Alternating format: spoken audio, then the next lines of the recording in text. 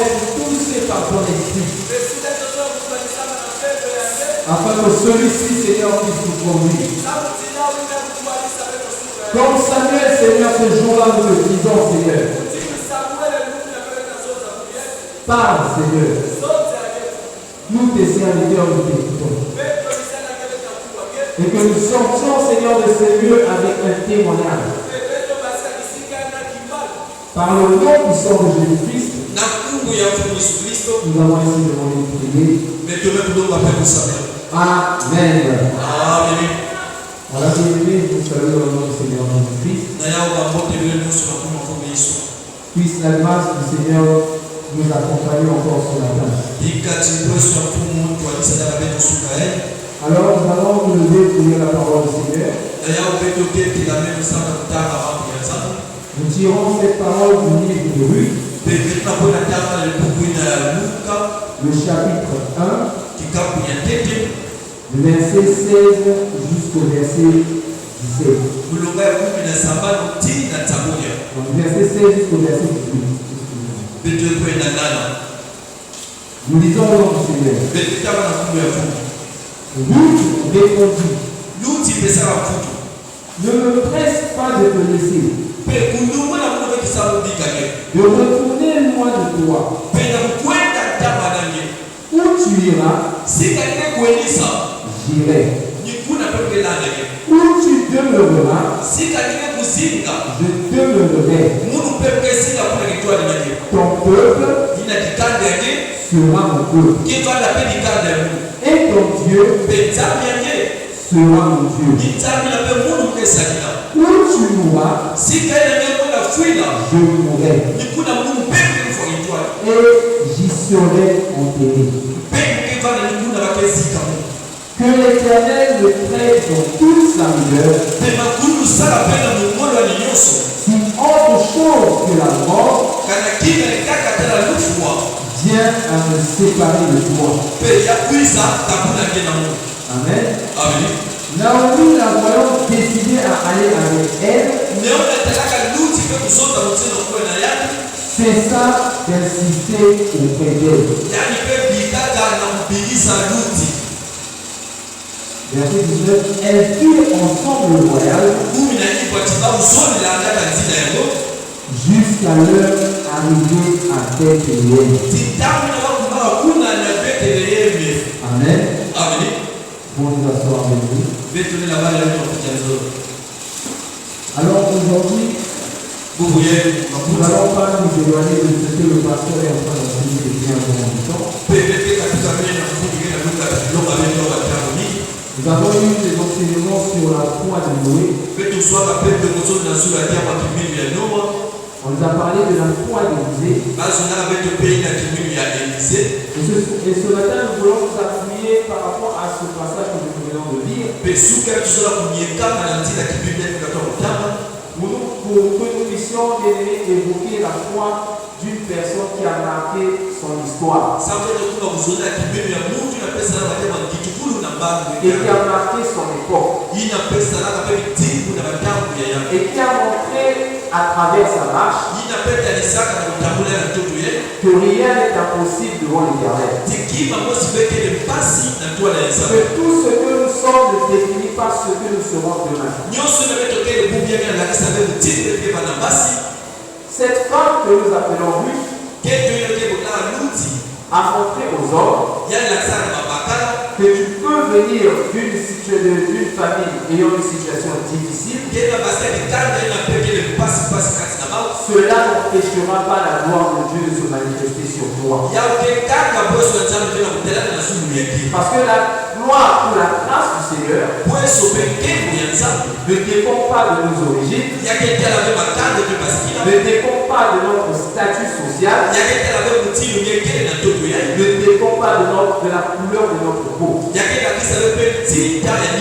Mais la grâce de Dieu dépend de l'amour que Dieu a pour ses enfants. La mort et la résurrection de Christ sont une manifestation de la grâce et de l'amour de Dieu. Parce qu'il n'y avait aucune raison qui poussait le Seigneur à venir mourir sur la croix. Après que les hommes aient péché, il était capable de faire disparaître tous ces hommes, de créer des hommes qui soient entièrement saints, et ne seraient pas obligés de venir mourir pour nous. Et quand nous voyons ce que nous donnons à notre Dieu, et ce qu'il fait dans notre vie, cela est incomparable. Cela montre que Dieu ne nous a pas aimés à cause de ce que nous sommes, mais Dieu nous a aimés dans un amour inconditionnel et qui ne tient pas compte de ce que nous sommes. Dans chaque enseignement que nous sommes en train de recevoir, Dieu revient, insiste sur la foi. Parce que Dieu sait que dans le monde, rien ne peut se faire s'il n'y a pas la foi. Quel que soit ce que tu peux faire dans la vie, si tu ne mets pas ta foi, cette chose ne peut pas réussir. Quand nous montons dans un moyen de déplacement, inconsciemment nous avons la foi que celui qui nous conduit va nous emmener à bon port. Quand nous achetons quelque chose au marché, nous avons la foi que ce que nous avons acheté, bien que nous n'ayons pas ouvert par exemple une boîte, mais nous avons la foi qu'il y a quelque chose dans cette boîte. Et cette chose correspond au dessin qui a été inscrit sur la boîte. Lorsque nous faisons quelque chose, nous croyons que nous avons les capacités de faire quelque chose. Et nous croyons que nous avons la capacité de réussir. Il n'y a pas un monde qui existe sans la foi. Mais cependant, la foi dont nous parlons est une foi différente de celle du monde. Parce que celle du monde est basée sur des choses matérielles et sur des choses visibles. Or, la foi que nous avons est basée sur une chose invisible. Amen. Parce que la foi elle quitte d'abord l'invisible. Un jour, Jésus a dit à Thomas, heureux ceux qui ont cru sans avoir vu. La foi c'est croire sans avoir vu. Lorsqu'on dit que la foi est une vision, cette vision ne s'est pas encore matérialisée. Parce que pour qu'on parle de vision, c'est quelque chose que tu es en train de projeter, mais qui ne s'est pas encore réalisé. Quand cette chose sera réalisée, ce ne sera plus une vision, ça sera maintenant l'accomplissement d'une vision. Amen. Nous disons que la foi n'est pas seulement croire en Dieu, mais la foi c'est aussi lui faire confiance. Quand rien ne vous garantit par rapport à la chose pour laquelle vous suivez le Seigneur. La seule chose que Dieu te demande dans la foi, c'est juste de lui faire confiance. Comment cela se fera? Ça, ce n'est pas ton problème. Par quoi cela se fera? Ce n'est pas ton problème. La méthode de l'accomplissement, c'est l'apanage de Dieu. Amen. La seule chose que Dieu nous demande, c'est la confiance. Et Dieu nous dit que quand nous avons la foi, notre foi ne doit pas être une foi intermittente. Nous devons avoir une foi qui soit continuelle. Ça veut dire que quand tu as cru à quelque chose, c'est jusqu'à la fin que tu dois croire. Et tu ne dois même pas t'arrêter à croire. Nous disons la foi doit fonctionner continuellement. Car ce n'est pas un regard, mais plutôt une vision à longue portée. Nous voyons cela dans le livre de Genèse 18, verset 1 à 5. Lorsque Abraham vient Dieu vient à la rencontre d'Abraham. Les yeux de la chair ont montré à Abraham qu'il y avait 3 hommes. Mais la vision que donne la foi par l'esprit a montré à Abraham qu'il n'y avait pas 3 hommes. Mais en réalité, les 3 hommes ne formaient qu'une seule personne. Et c'est en cela que Dieu dit que la foi est une vision. Et la vision ne tient pas compte de la réalité qui est présentée au milieu de nous. Mais la vision tient compte de la parole que Dieu a prononcée sur toi. Donc Dieu a dit à Abraham, je ferai de toi le père d'une multitude. Isaac n'était pas encore né. Et Sarah était une femme qui était stérile. Mais Abraham a mis la foi en Dieu. Pour croire que ce que Dieu avait dit, réellement cette chose va s'accomplir. Amen. Nous disons bien que la foi regarde à l'invisible. Ce que l'homme ne peut pas voir. Ce que l'homme ne peut pas toucher. C'est ce à quoi Dieu emmène la foi. Croire que ce que les hommes ne voient pas va finir par s'accomplir. Et croire que nous devons adopter l'attitude de l'accomplissement de la parole du Seigneur. Amen. Et Dieu dit que la foi aimée se manifeste dans l'impossible. Nous pouvons lire cela dans le livre de Proverbes 8, le verset 13. Et nous disons aussi que la foi aimée ne peut pas vivre si elle n'est pas exercée. Parce que bien aimé, la Bible dit il n'y a pas de foi sans les œuvres. La foi aimée ne doit pas rester statique. La foi a besoin d'un mouvement. Quand tu dis que tu crois, tu dois montrer que tu crois. On nous a donné l'exemple d'Élisée. Élisée avait besoin de la double portion. Élie lui a dit que si tu me vois quand je serai enlevé, tu recevras cela. Élisée a cru à la parole jusqu'à ce que cette parole s'est accomplie. Élisée n'a pas abandonné. Ne s'est pas seulement dit je veux la double portion, mais il a rempli toutes les conditions qu'il fallait afin qu'il puisse recevoir la double portion. Voilà pourquoi quand quelqu'un a la foi, il doit manifester cette foi. Tu dois montrer à Dieu que tu crois dans ce qu'il t'a dit. Amen. Nous avons dit que la prière nous emmène dans l'atmosphère. La prière nous emmène dans une sorte d'atmosphère qui emmène la présence du Seigneur.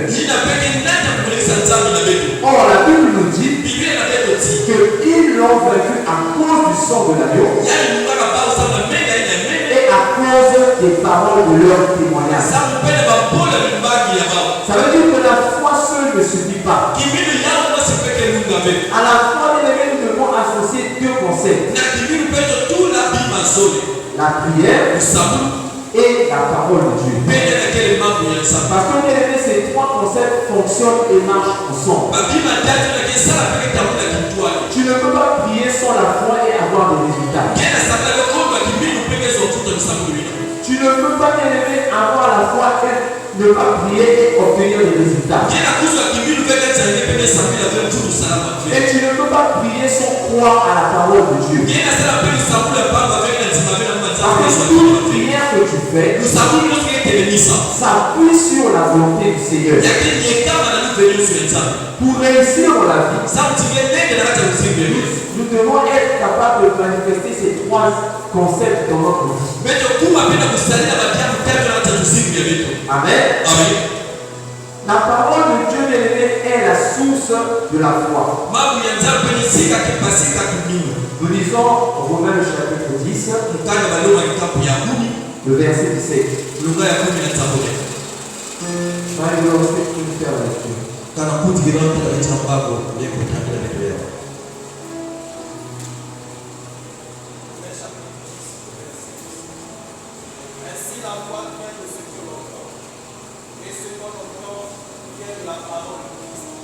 Amen. Amen. Amen. Amen. La Bible dit ainsi la foi vient de ce que l'on entend. Ce qu'on entend vient de la parole de Christ. Ça veut dire que la source de la foi, c'est la parole de Dieu. Ta foi doit s'appuyer sur la parole de Dieu. Quand tu prends quelque chose à Dieu, sur quoi est basée ta foi? Ta foi doit être basée sur la croyance dans ce que Dieu a dit. Parce que la parole de Dieu, c'est l'expression de la volonté même de Dieu. Et quand tu pries le Seigneur, tu dois t'appuyer sur ce qu'il a dit par rapport à ce que tu es en train de demander. Quand je prie le Seigneur pour que Dieu me donne la guérison, c'est parce que je m'appuie sur la parole. Il me dit qu'il est l'Éternel qui nous guérit de toutes les maladies. Quand je suis dans le besoin, ma foi s'appuie sur la parole qui dit qu'il est le Jéhovah Jireh. Et nous savons que Dieu est faible uniquement devant sa parole. Chaque parole de Dieu renferme plutôt une promesse que Dieu a faite pour ses enfants. Souvenez-vous du jour de la pêche miraculeuse. La Bible dit que Pierre a pêché toute la nuit. Il n'a pas eu de poisson. Quand Jésus vient à sa porte, Jésus dit, jette le filet, avance vers les eaux profondes et jette le filet. Pierre a répondu à Jésus, nous avons pêché toute la nuit. Nous n'avons pas eu de poisson. Mais sur ta parole, je jetterai le filet. Ça veut dire qu'il a mis la foi dans ce que Jésus venait de prononcer. Et la Bible dit lorsqu'il a jeté le filet, il a eu plus de 150 poissons. Souvent parce que sa foi s'était appuyée sur la déclaration que Jésus venait de faire. Moi aussi quand tu pries, tu vas te demander le sujet sur lequel je suis en train de prier.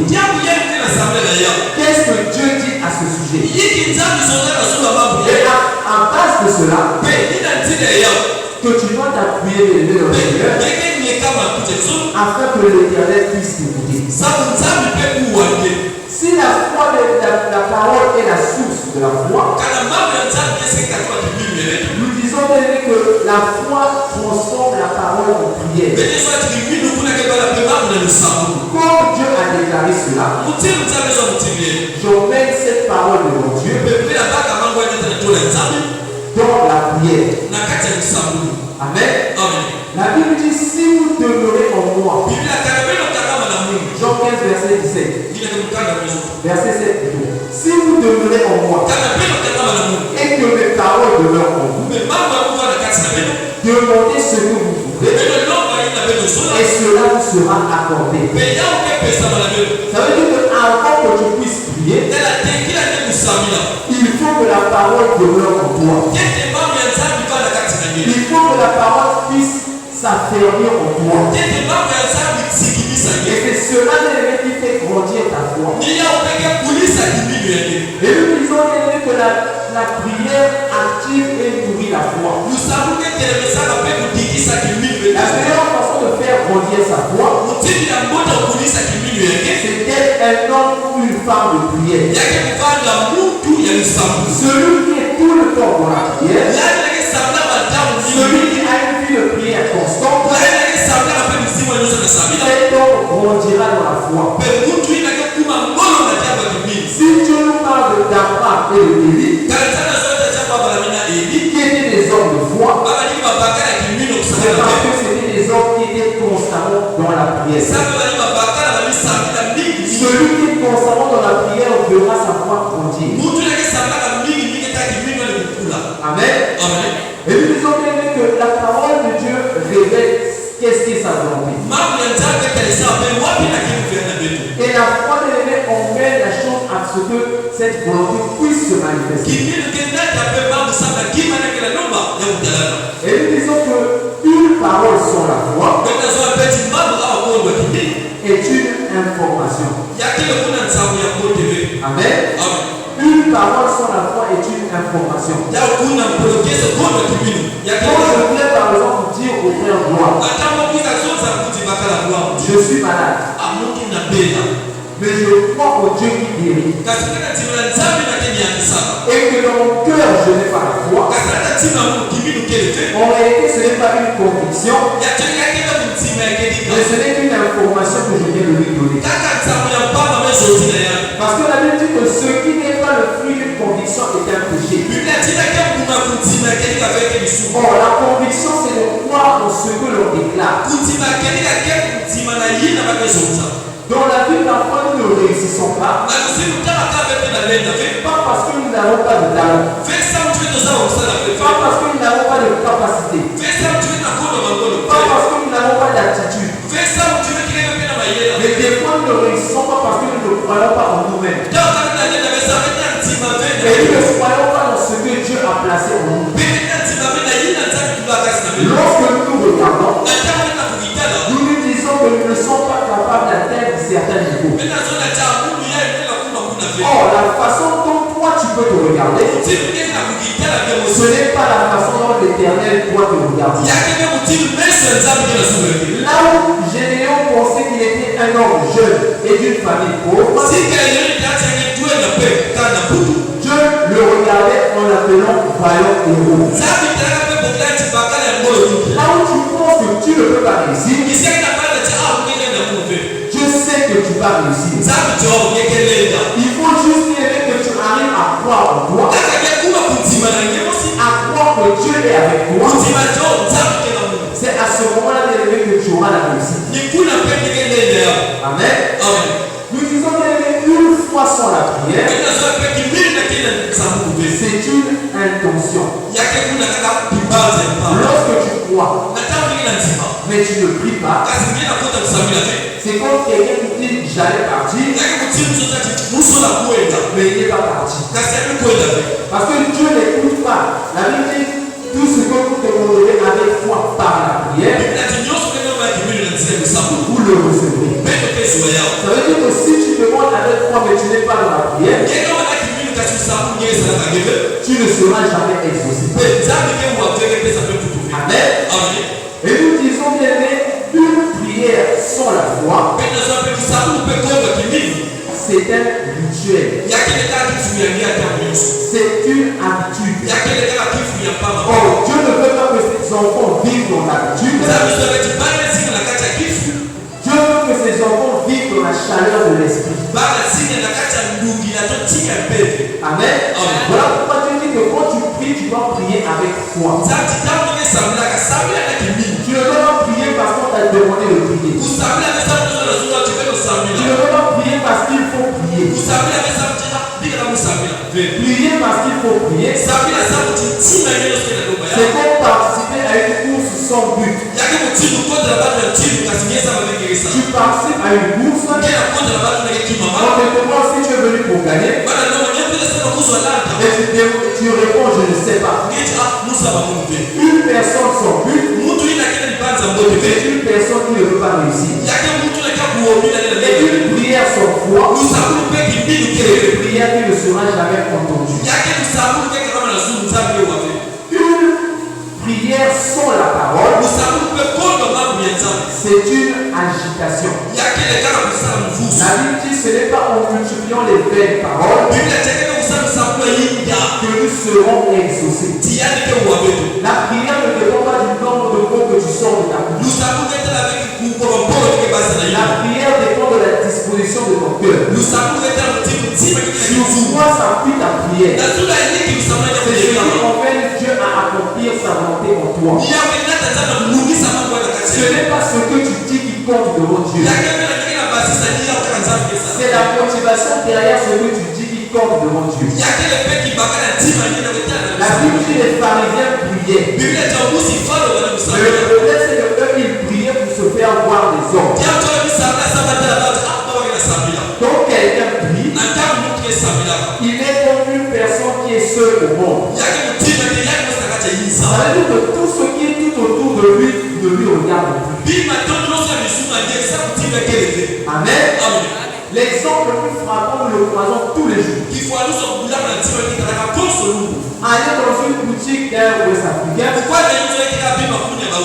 l'heure de la prière, peu importe la somme d'argent que vous avez, même s'il n'a pas vendu toute la journée, quand c'est l'heure de la prière, il n'y a plus rien qui a de l'importance devant lui.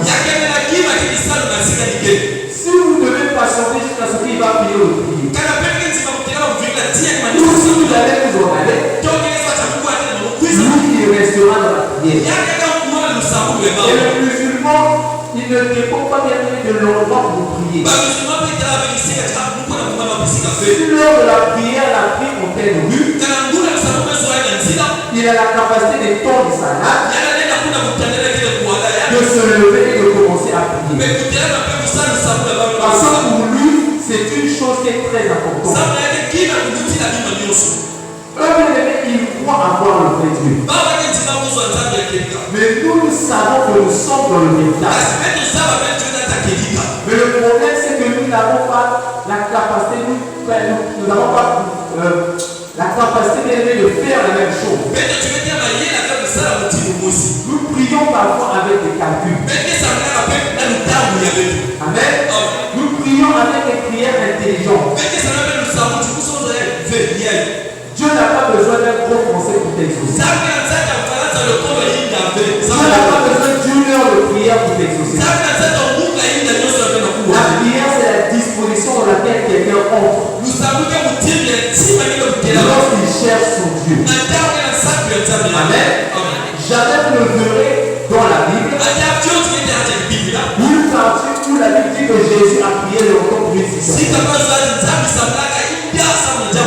Pourquoi? Parce que Jésus s'était préparé en amont.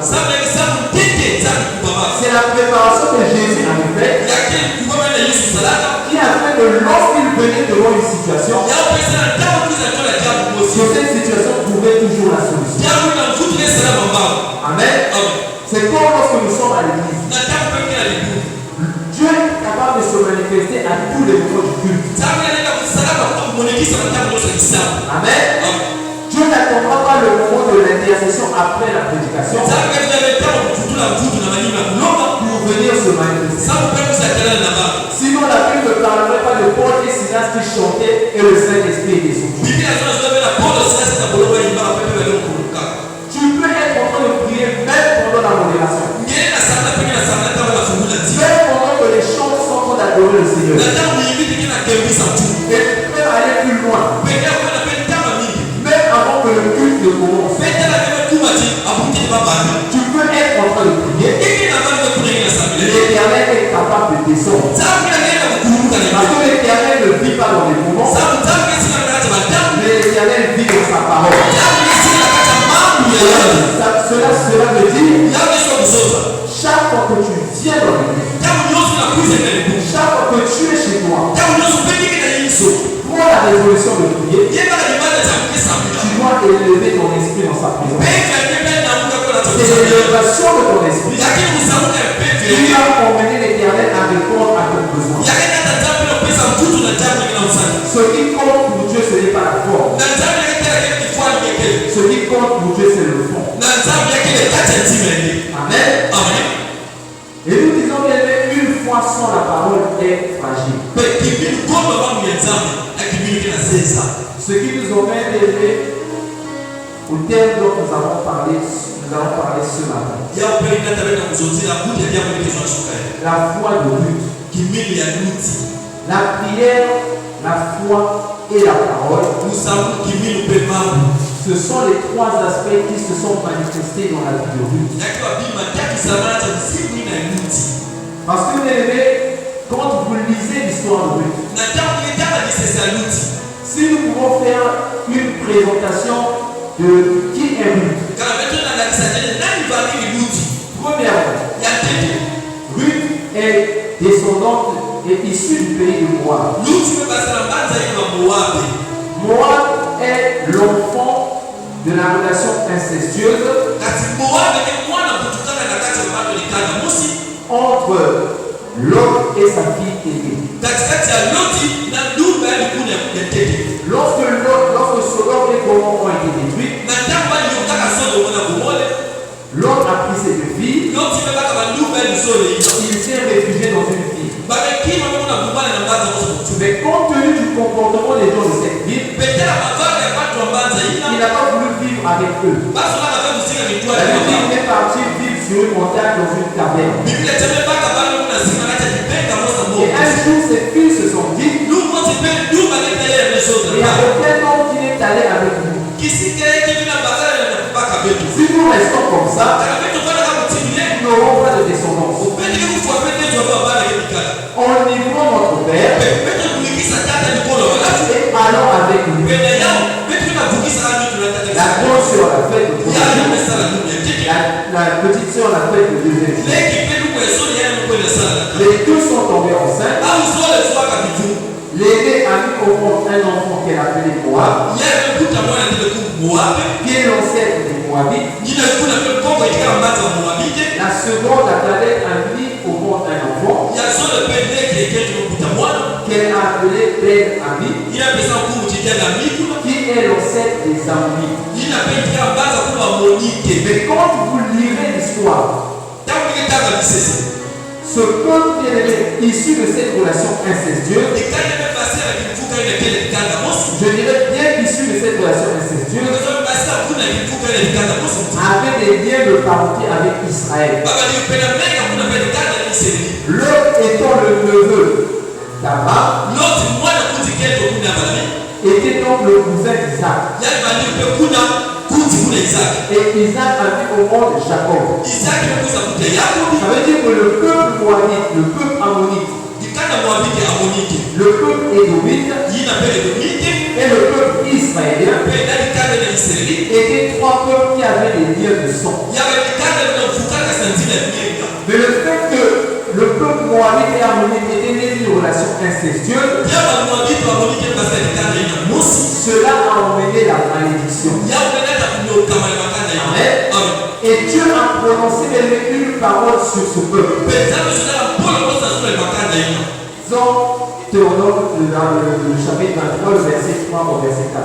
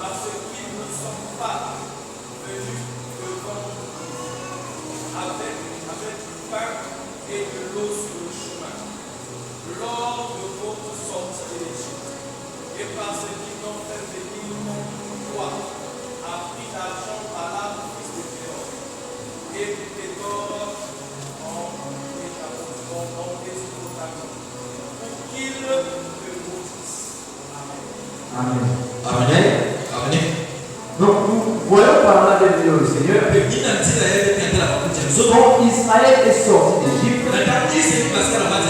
Je pense que le pasteur avait parlé de ça une fois ici. Israël devait passer par la vie d'Édom. Mais les Édomites qui sont pourtant leurs frères se sont opposés à eux. Le peuple moabite aussi s'est opposé à eux. Et Dieu a prononcé une malédiction sur ce peuple. Et quand vous allez lire plus tard que le peuple moabite adorait un Dieu qu'on appelait Moloch. Et ce Dieu qu'on adorait en faisant des sacrifices humains. Il y avait un roi de Moab qui, pour éviter une guerre, avait offert son fils en sacrifice. Et Dieu a dit à Israël, vous ne devez pas copier les habitudes de ce peuple.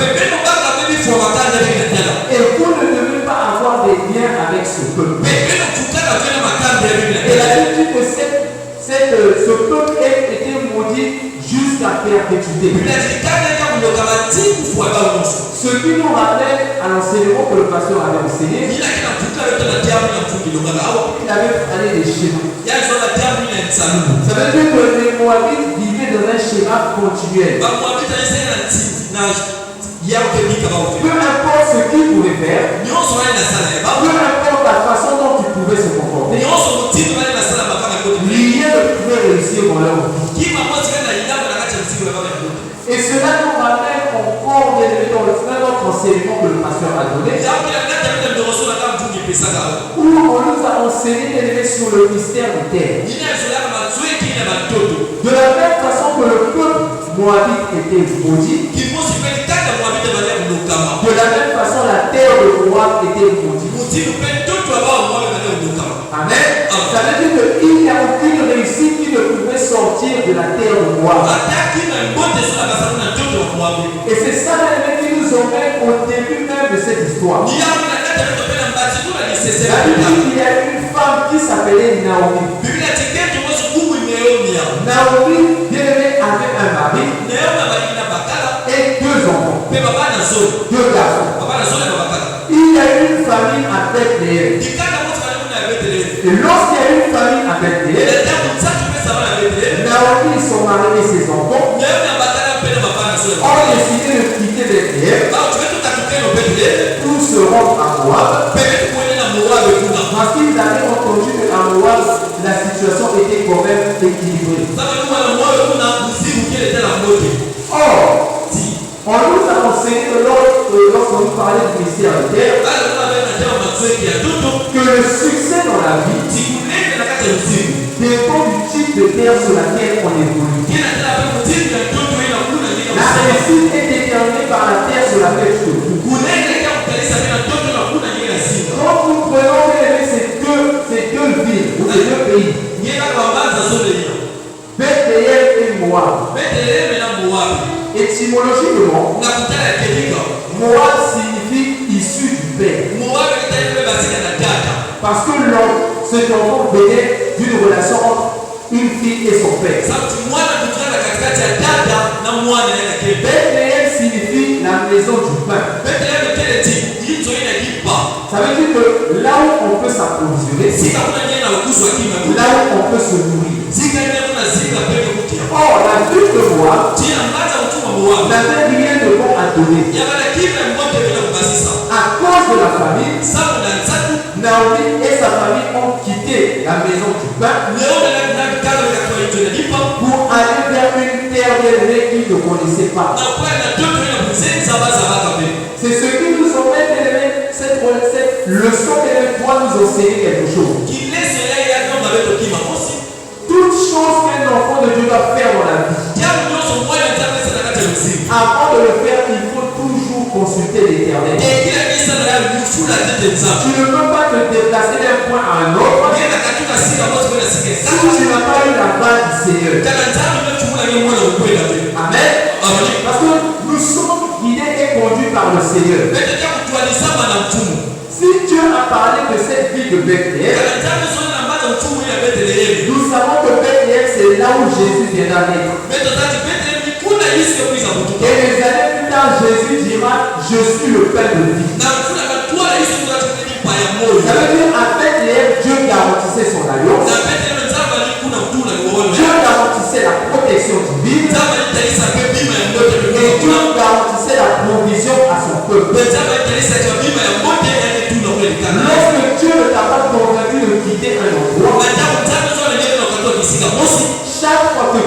quitteras, tu rencontreras toujours des problèmes et des situations malheureuses.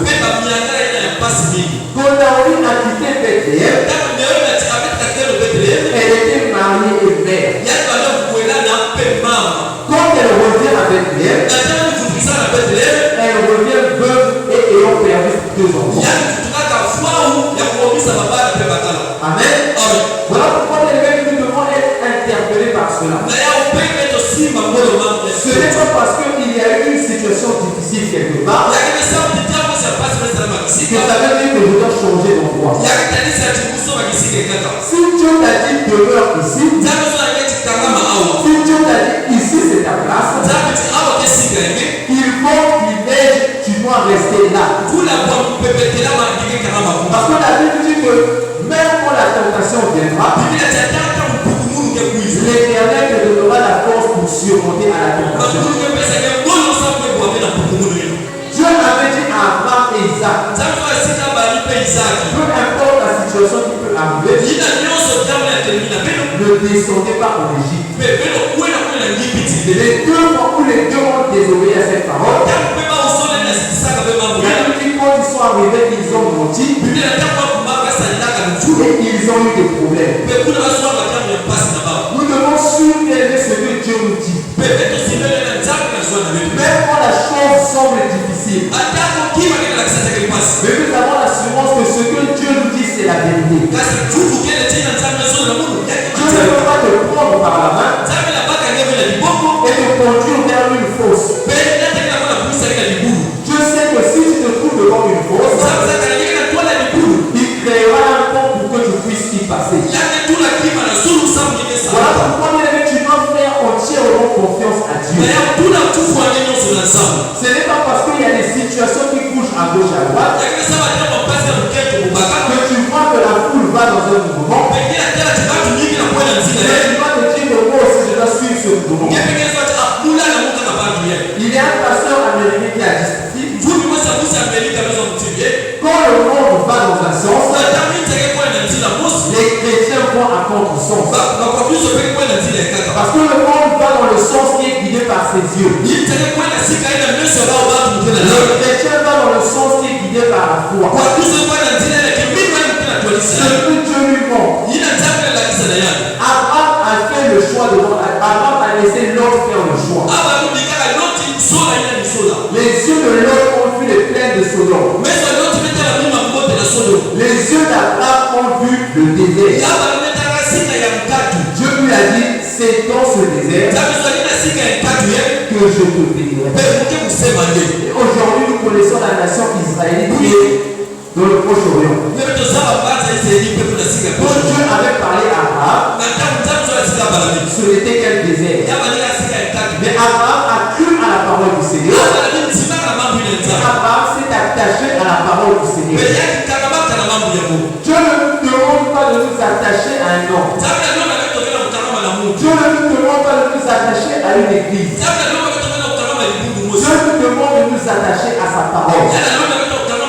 Parce que l'homme peut faillir, l'église peut faillir, mais la parole de Dieu ne faillira pas. Peu importe la situation, fais confiance à l'Éternel. Naomi, en allant à Moab, s'est retrouvée sur une terre où elle a eu de la joie pendant un temps, mais à la fin elle a tout perdu. Amen. Moab nous emmène une paix temporaire. Bethléem nous emmène une destinée éternelle. Parce que quand Dieu dit que tu es dans la maison du pain, c'est parce que c'est lui-même le pain. C'est lui-même le boulanger. Et c'est lui-même qui te donne le pain qui donne la vie. Ça veut dire que tu dois t'accrocher à ce que Dieu te dit. Les paroles des hommes peuvent venir te faire te secouer. Mais la chose qui compte, c'est ce sur quoi tu t'appuies. Amen. Nathan le naît ce jour-là. Les gens sont venus demander. Mais le monsieur qui t'a guéri, est-ce qu'il est prophète? Est-ce que c'est un charlatan? Il a simplement répondu, s'il est prophète, je ne le sais. S'il est charlatan, je ne le sais. Mais je sais une chose, j'étais aveugle, maintenant je vois. Peu importe ce que vous pouvez dire sur lui, moi je l'ai vu agir dans ma vie. Peu importe ce que les paroles des gens peuvent dire sur lui, tu dois t'appuyer au Dieu qui t'a appelé. Tu n'es pas né dans ta famille par la volonté des parents. Tu n'as pas grandi dans ta famille par la volonté des parents. Mais tu as grandi par la volonté de Dieu. Tu as grandi pour venir accomplir le destin de Dieu dans ta vie. Hier, on en parlait avec le pasteur. Le pasteur est en train de nous expliquer un témoignage. Une personne à qui Dieu a fait grâce. En disant que le poste que la personne a obtenu n'était réservé aux expatriés. Et nous avons dit par la grâce du Seigneur, tel que nous sommes sur la terre, nous aussi nous sommes des expatriés. Parce que qu'est-ce qu'on appelle un expatrié? C'est quelqu'un qui va travailler dans le pays qui n'est pas le sien. Or, nous ne sommes pas des habitants de la terre, nous sommes des pèlerins sur la terre. Les mêmes choses que les expatriés dans le monde peuvent avoir comme privilège, en tant que pèlerins sur la terre, nous avons ces privilèges-là. Amen. Quand vous avez un expatrié, il ne se demandera jamais comment on va le loger. Il ne se demandera jamais comment on va le nourrir. Parce qu'il sait que la société prendra soin de lui. Or, nous sommes les expatriés de Dieu. Ça veut dire que celui qui prendra soin de nous, c'est celui qui nous a envoyés en mission. Celui qui nous a envoyés en mission, c'est le Seigneur Jésus. C'est lui qui va assurer les frais de mission. C'est lui qui va assurer les frais de logement. Et c'est lui qui va assurer les frais de séjour. Ça veut dire que tout ce que nous ferons sur la terre, tant que nous respecterons ce que Dieu nous dira, Dieu nous emmènera toujours dans la victoire. La victoire de Dieu, ce n'est pas une chose facile. Mais la victoire de Dieu est avec moi. Et nous pouvons même le confesser. La victoire de Dieu est déjà au milieu de nous. Parce que lorsque nous voyons l'Éternel se manifester, lorsque nous voyons l'Éternel agir, savons une chose, il y a un Dieu véritable en ce lieu. Amen. Moi j'ai toujours dit, chaque chrétien qui vient dans cette église, lorsque tu commences à te plaindre pour une situation, on ne te donnera pas le témoignage de quelqu'un. On te donnera juste le témoignage de cette église. Cette église, elle a 20 ans cette année. Mais on ne parlera pas des 10 premières années. Nous partirons de 2016 jusqu'aujourd'hui. On appelait un jour cette église l'église de 5 personnes. Quand les gens passaient devant cette église, ils se disaient, est-ce que cette église va continuer? Quand les gens ont vu cette église, ils ont dit, est-ce que cette église va subsister? Aujourd'hui, nous sommes 10 ans plus tard. Non seulement cette église évolue, cette église va de l'avant, et cette église est en train d'accomplir les grandes choses. Et la Bible dit, ils l'ont vaincu à cause du sang de l'agneau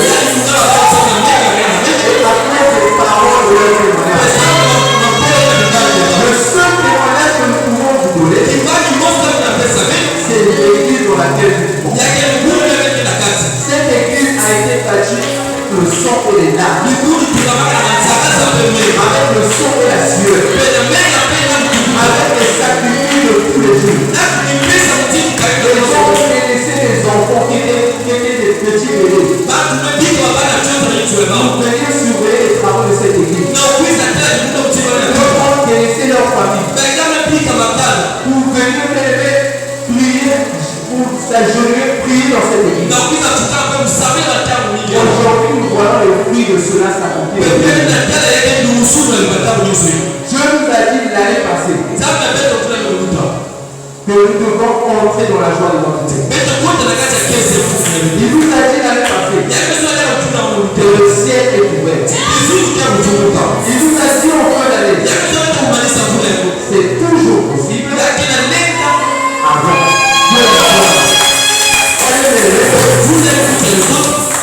Si vous avez écouté tout ce que Dieu nous a dit, un jour le pasteur avait prêché sur une parole.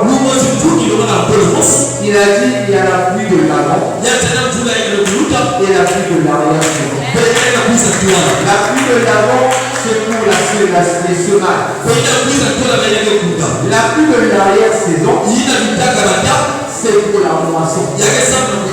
Or, nous ne sommes plus au temps où nous devons semer. Comme nous sommes au temps où nous devons moissonner. Parce que bien dans la suite de l'histoire de Ruth, elle est allée dans un champ pour glaner. Glaner, c'est ramasser ce qui tombait. Et cette histoire même de glaner défigurait la parole que la femme cananéenne avait dit à Jésus. Elle a dit, même les chiens mangent des liens qui tombent de la table de leur maître. Et quand Boaz a su qui était Ruth, il ne lui a plus permis non seulement de glaner, mais il lui a dit de s'asseoir avec les femmes, d'aller rentrer dans le champ, et elle aussi de participer à la moisson. Nous sommes au temps de la nous sommes au temps de la résistance. Et nous sommes au temps où la joie doit être le maître de l'église.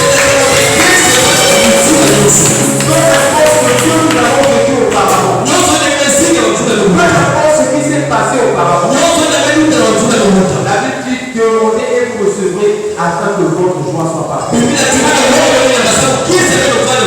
Et un jour, Paul a dit et insisté. Il a dit réjouissez-vous. Je vous le répète. Réjouissez-vous. Nous avons vu le passage de Bethléem à Moab. Nous aussi, nous devons être comme Ruth. Ruth était une femme maudite. Ruth était une femme veuve quand elle habitait à Moab. Mais quand elle est entrée à Bethléem, elle est devenue une femme mariée. Elle est devenue une mère. Et elle est entrée dans la lignée du Messie. Nous montrons aux hommes d'où tu viens ne regarde pas le Seigneur. Et tu es ne regarde pas le Seigneur. Quand la Bible dit viens, quand Dieu dit viens, ça veut dire que c'est le temps pour toi. Et quand Dieu dit que c'est le temps pour toi, la seule chose que toi tu as à faire, croire, confesser, chanter des cantiques de gloire.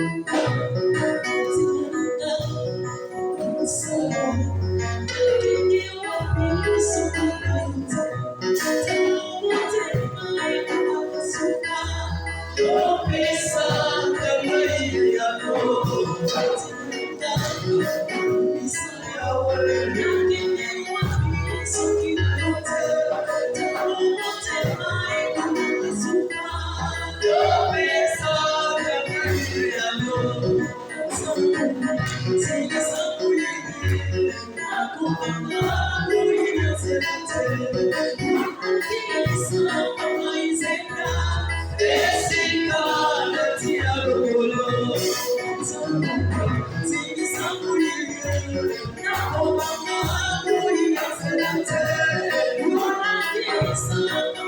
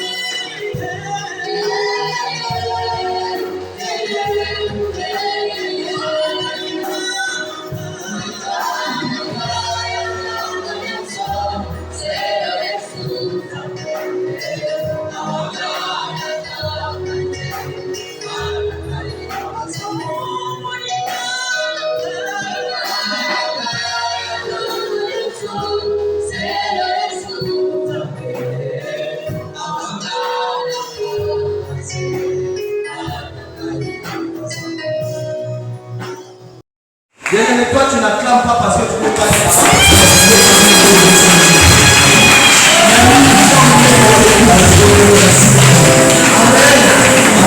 Il y a tellement de choses à dire.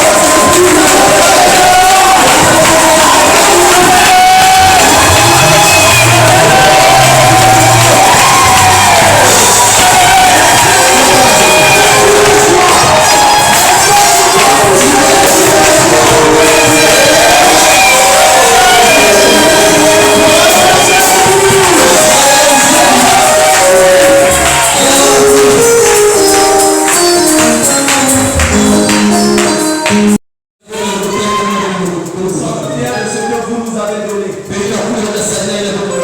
Et ce que vous nous avez donné, c'est quelque chose qu'on ne peut pas acheter à prix d'argent. De valeur que vous nous avez inculqué, nous allons la garder chaleureusement. Car vous êtes l'expression même de notre véritable amour. L'expression de l'amour inconditionnel.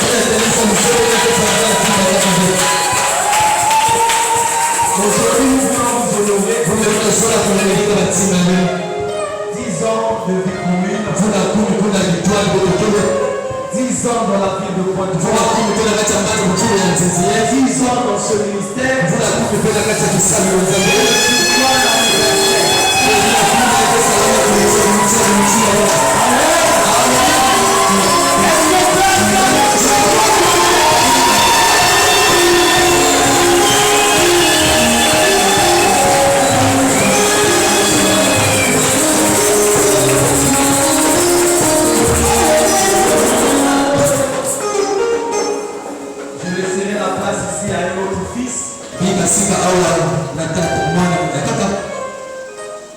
Merci beaucoup, frère.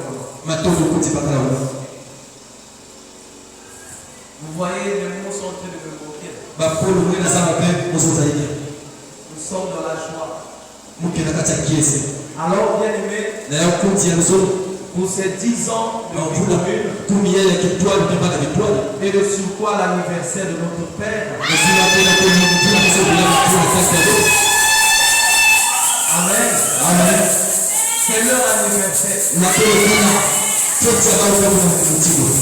Arrière de moi l'esprit de séparation. C'est leur anniversaire. After plus 1 égale 1. Ils sont nés le même jour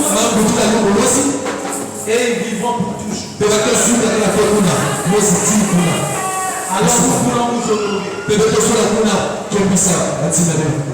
On ne le fait jamais dans l'église. Je sais que je vais recevoir des dames. Papa, je veux que tu me plaques. Il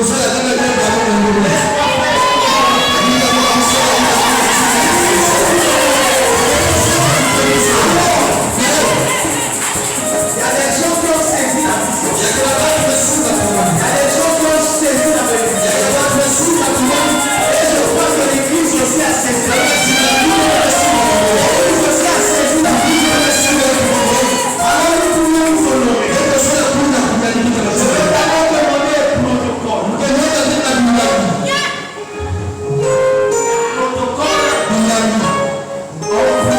On voulu vous honorer. Alors je vais demander à tous les protocoles. J'arrive. On va venir calmer. Les protocoles. Sous vos acclamations.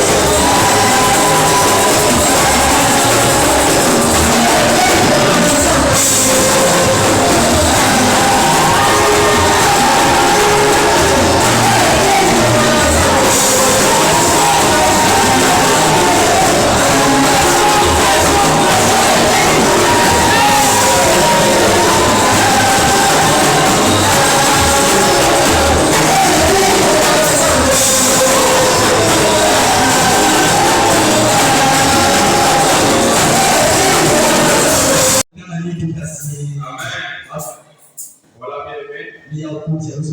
On va se lever pour faire la prière de clôture. Mais tu es la même ensemble pour ça, la même pour ça. Moi, un très grand merci à tout le monde. Ma cœur est ensemble dans la même maison. Et que l'Éternel nous rende cela à son tube. Et ma couleur, vous l'avez dans ma cave. Et je sais que nous sommes dans une année de la moisson. Mais vous avez dit dans une année, il y a Amen. C'est encore possible à France. C'est encore possible. Est-ce qu'on peut acclamer?